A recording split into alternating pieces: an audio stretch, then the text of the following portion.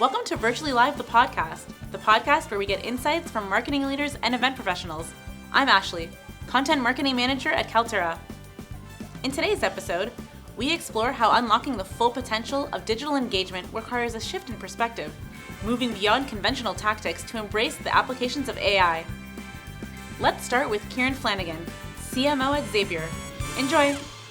One of my favorite companies, Stack Overflow, which is this incredible company that answers questions for developers, right? It's a Q&A site for developers. It's built off the back of search because I search for things on Google and then they sit in the middle of Google and those answers. So these large aggregator sites, they aggregate a lot of information and they get a ton of traffic from Google. They are all going away. Why are they going away? Because large language models can answer those questions much better than search. What does this mean? Well, it means that for us who have built content and SEO engines in the past, we have to start to build engagement engines, right? We have to move from an era where we did SEO-led growth to an informational-led growth to engagement-led growth, personality-led growth. And I think what AI is going to be a boom for is marketers who are incredible at media, creators. Marketers and creators should be one and the same person. They should be able to create incredible podcasts, incredible YouTube channels. They should be able to create incredible engaging content on all of these other channels that favor creators over brand. And for me, when you're building your marketing team in the future, the content team you want, you will definitely have some opportunity in content and SEO. I am not divesting there. I think there's still opportunity there. If you have domain authority, you actually have an unfair advantage against everyone else because it's harder to build over time. Less people are linking out to content over time.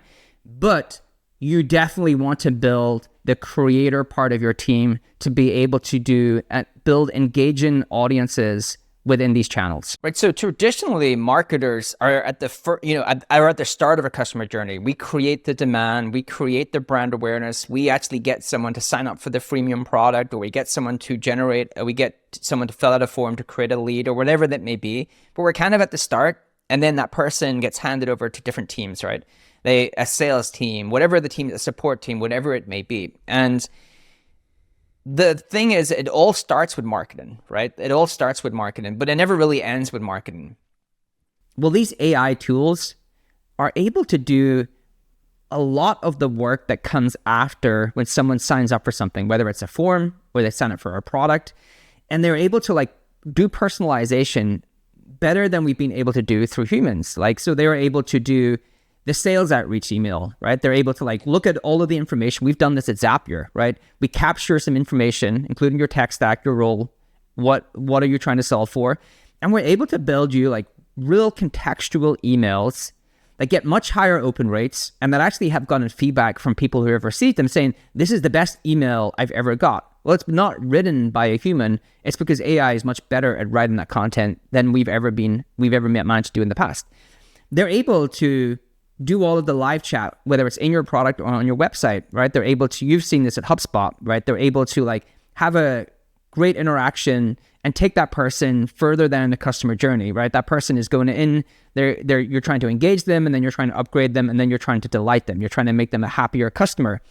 And so at all points within those stages, there's an AI tool coming or an AI agent coming that's going to be able to take the work that was used to be done by other teams, and actually, we're able to automate that through AI. Now, why does this play in marketing's favor? Because most journeys start with marketing. Marketing are the people who attract the demand, right?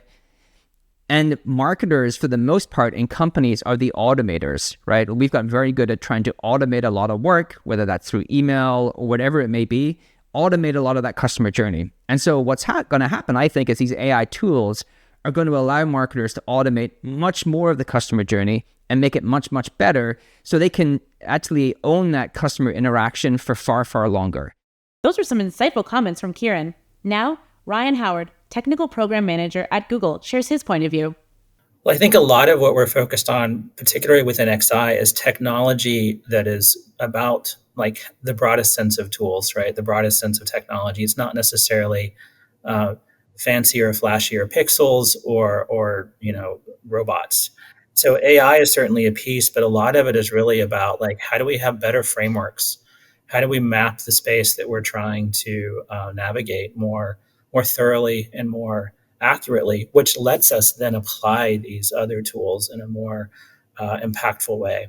So I think for me, the big opportunity with XI is to be as open-minded about what technology means as possible, and to really look at making sure the work we do through XI with the larger industry and community is as foundational and as broadly applicable as possible. I think in many ways, like one way I think about a future with more AI is that it's more of what we have today. AI is already here. It already permeates our world. We're talking about using it to do more things. And I think it's not necessarily like one mega AI brain that we're looking at. It's many, many people. And it's in many ways, we approach it, I think, like, how would we, if we got 1 million people to help us, how would we harness those 1 million people? And I think that's the promise of AI in this space, is like Megan said, there's a lot of things that are like very easy things for us to maybe apply it to that would just solve many small pain points that would have a massive impact. And then there are some really fundamental issues that I think that it can help us with.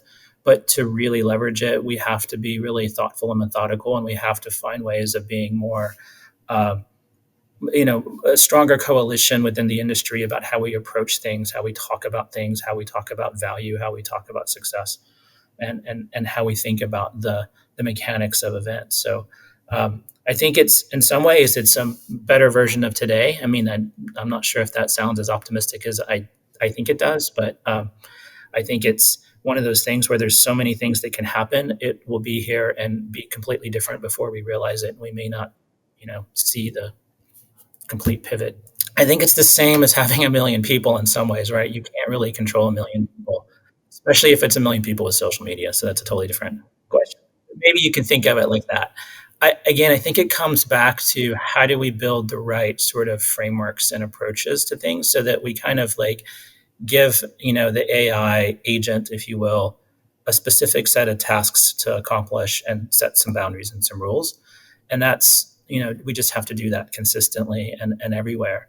And if we maintain that approach, then I think we've created the right foundation. And we have to be, we have to constantly monitor and make sure that we're not missing potential gaps or loopholes that inadvertent things could happen. So I think, there's a lot of learning, but I think it's about going at it very methodically and going at it very, very intentionally. In many ways, I think the thing to remember is AI is not just a big box that we feed things into and things magically come out of. It works best when it's applied within a larger sort of system and a larger ecosystem. And I think a lot of the work we're doing within XI and then within our sort of day jobs is unlocking that potential. There are things we've been developing, like responsive design systems that let us make an environment a lot more responsive to just different physical conditions, different use cases, different aspects, and change that, within a moment. And you can have that kind of machine figured out, if you will, as a system, and then plug AI into it, and it becomes that much more effective and useful. But it's still kind of like it needs to be in the hands of humans. We have to make sure that we're putting it in the right use case and giving it the right bounds and feeding it, the right inputs, and making sure we're trying to get the right outcomes from it. And I think that's really where we start. Thanks to all our wonderful guests, and thank you for tuning in. Join us next time for another episode of Virtually Live, the podcast. Don't forget to like and subscribe. Bye.